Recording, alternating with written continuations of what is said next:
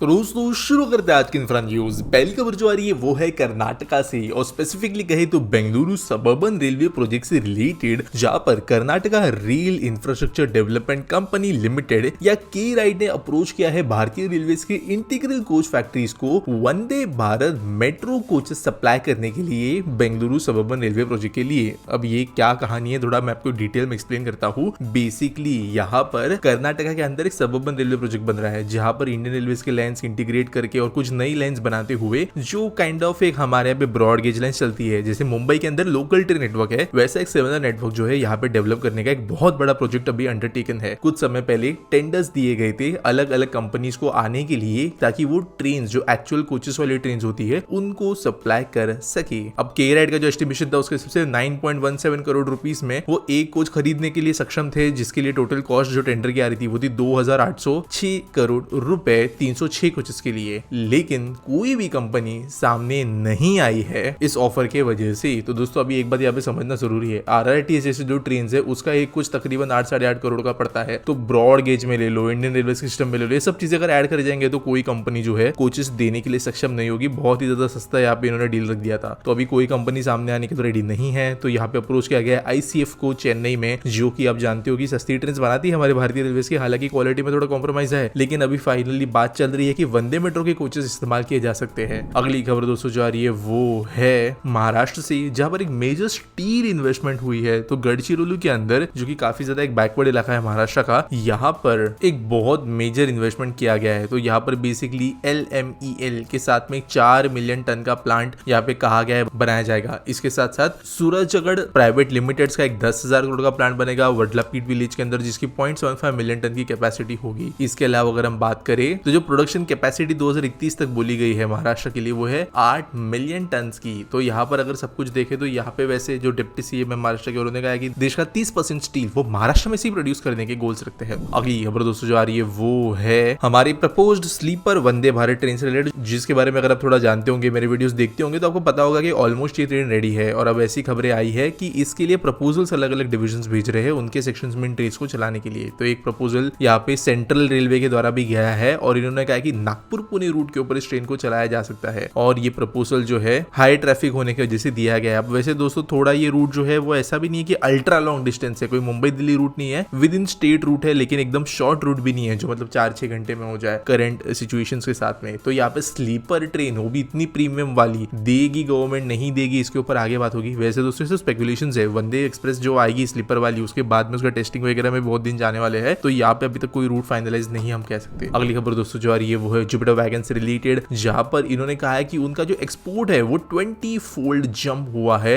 2000 करोड़ तक ये पहुंच गए हैं और अगले साल के एंड तक 2000 करोड़ के आगे पहुंच जाएंगे। तो बेसिकली देश के अंदर से वैगन्स वगैरह तो एक्सपोर्ट हो ही रहे हैं अलग अलग मोबिलिटी सॉल्यूशंस के अंदर। ये कोई बहुत ज्यादा हमारे देश के अंदर पिछड़ी इंडस्ट्री वैसे भी नहीं थी, यहाँ पे और बड़ा ग्रोथ। अगली खबर दोस्तों जो आ रही है वो है अहमदाबाद से, जहां पर 2 नए फ्लाईओवर्स बनाए जाने वाले हैं जो कि सरखेज गांधीनगर हाईवे को कनेक्ट करेंगे अहमदाबाद स्टेट कैपिटल से। तो दोस्तों ministry of road transport and highways ने अप्रूवल दिया है इन 2 नए फ्लाईओवर्स को।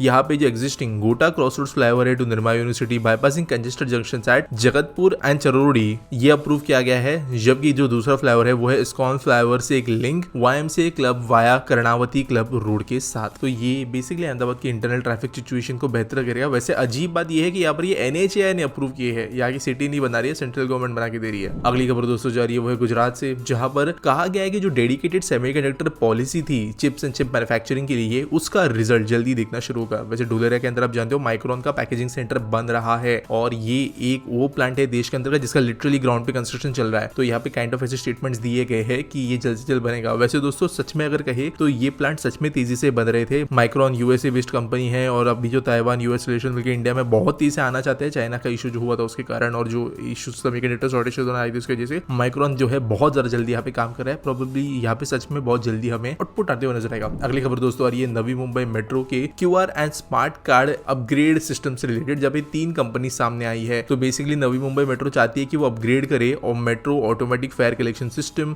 जो कि QR कोड एक्सेप्ट कर सके ऐसे वाले इस पे, और स्मार्ट कार्ड जो बेसिकली NCMC कार्ड्स होते हैं उसके लिए। तो ऑब्वियसली सारी जो मेट्रोज है देश के अंदर आजकल ये सिस्टम पे चलती है। नवी मेट्रो रिसेंटली इनॉग्रेट हुई थी, अब इनको जो है NCMC कार्ड इशू करने पड़ेंगे। तो वैसे कई कंपनीज करती है, जैसे फॉर एग्जांपल दिल्ली वगैरह में मैंने पेटीएम के ज्यादा इशू होते हुए देखे हैं, मुंबई में SBI के ज्यादा इशू होते हैं मेट्रो स्टेशन एप्लीकेशन पे, लेकिन बेसिकली इंटर ऑपरेबल कार्ड्स होते हैं। अगली खबर दोस्तों जो आ रही है वो है वेस्ट बंगाल से रिलेटेड, जहां पर ये कहा गया है कि 10,000 करोड़ की इन्वेस्टमेंट गवर्नमेंट करने वाली है तकरीबन 2.5 लाख जॉब्स क्रिएट करने के लिए अगले कुछ महीनों के अंदर। तो दोस्तों वैसे 10,000 करोड़ रुपए 2.5 लाख जॉब्स के हिसाब से कोई बहुत बड़ी इन्वेस्टमेंट नहीं है, लेकिन फिर भी यहाँ पर मेजरली जो फोकस किया जाने वाला है वो है कोलकाता लेदर कॉम्प्लेक्स इंडस्ट्री के ऊपर, जो हेवीली लेबर इंड्यूसिंग इंडस्ट्री है। तो यहाँ पे 187 टैनरीज है, 145 फुट पर यूनिट्स है और यहाँ पे ही इन्वेस्टमेंट किया जाएगा मेजरली, ऐसा कहा गया है। अगली खबर दोस्तों जो आ रही वो है हमारे लक्षद्वीप आइलैंड से रिलेटेड, जहां पर हमारी मिलिट्री के द्वारा 2 एयरफील्ड्स बनाए जाने वाले थे। ऑब्वियसली एयरफोर्स के हो गए, लेकिन इनका मिलिट्री ऑपरेशन ही होगा। और ये जो अगर हम बात करें कहाँ पे होंगे तो इसका एग्जैक्ट लोकेशन तो अब तक पता नहीं हमें ऑब्वियसली, लेकिन प्रोबेबिलिटी ये है कि इनका क्लोजनेस होगा थुरुकुन्नू आइलैंड के पास में, जो कि अराउंड 100 किलोमीटर साउथ आता है मेन मिनिको आइलैंड से, और दूसरा जो होगा वानगुरु चैनल के पास में होगा। अगली खबर दोस्तों जो आ रही है वो है नोएडा अथॉरिटी से, जो कि इस शहर को क्लीन और ग्रीन बनाने के लिए कंसल्टेंट से मदद मांगने वाले हैं। तो आप जानते हो देश के अंदर हो या दुनिया के अंदर भी हो, कोई भी काम होता है तो सबसे पहले कंसल्टेंट्स बुलाए जाते हैं, जिनकी फिर चाहे एक्सपर्टीज हो या ना हो वो चीजों पे रिकमेंडेशंस देते हैं, अकॉर्डिंगली उसमें से कुछ चीजें इंप्लीमेंट की जाती है, कभी कभी नहीं की जाती है। तो यहाँ पर सिमिलर चीज जो है स्वच्छ भारत मिशन के अंदर नोएडा की रेटिंग को बढ़ाने के लिए कंसल्टेंट से शहर अपॉइंट करने वाला है। आज के आस्क पीटी सॉल्व के बारे में बात करें तो बैटपूल पूछते हैं इंडिया में जितनी भी स्काई स्क्रेपर्स है वो इतने सिंपल से क्यों है, कोई यूनिक आर्किटेक्चर क्यों नहीं बनते। तो एक यार मैं चीज बताता हूँ, कुछ सालों पहले एक्चुअली पिछले साल ही एक G20 की मीटिंग थी गुजरात में, अर्बन प्लानिंग एंड अर्बन